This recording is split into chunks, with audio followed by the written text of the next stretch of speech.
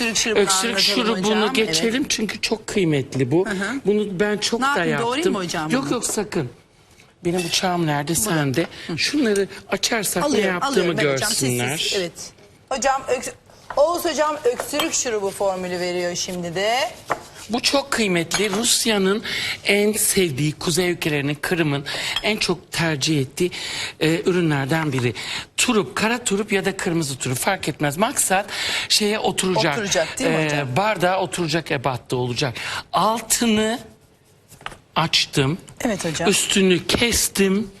Üstünden çok şık bir şekilde Aman elinize bir dikkat. koni yok şimdi böyle ufak ufak Alayım mı hocam, ben hareketlerle. yapayım mı? Korkuyorum, size bir şey Yok olmaz. hiçbir şey olmaz hayatım. Dur yavaş yavaş yavaş yavaş. Onun içine ne koyacağız Bal hocam? koyacağız. Bal. Bunun derdimiz burada balı bunun içine yerleştirmek. Şimdi güzelce balımızı koyacağız bunun Hemen. içine.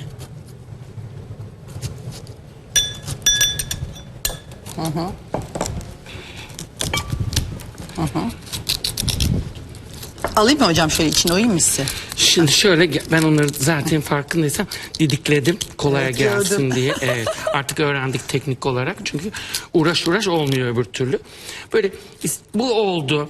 Siz geri kalan turubu atmayın. Bunları blenderdan geçirin. Başka Yerim ben ya, tuzlar Evet. yerim. İçine mi hocam? Bunun içine döküyorsunuz. Sonra? Geceden bırakıyorsunuz sabaha kadar bu burada özüyle turubun özüyle beraber akacak. Bir sıvı gelecek. Evet. Siz bir başka turubu blenderdan geçirip onun suyuyla biraz da bolca kırmızı pul biberle bunu karıştırıyorsunuz. Evet. Ve lıkır lıkır içiyorsunuz. Öksürüğümüz kesiliyor. Öksürük falan hiçbir şey Peki kalmıyor. çocuk? Çocuklarda ben her zaman şunu soruyorum. Bir kere 4 yaşından küçük çocuklara böyle şeylere kalkışmayın. Kalkışmayalım. Çocuk eğer turp yiyor ve bir alerjik reaksiyonu yoksa evet. Ama bal var ben her zaman Çok bir doğru. tık durulması gerektiği doğru. kanaatindeyim.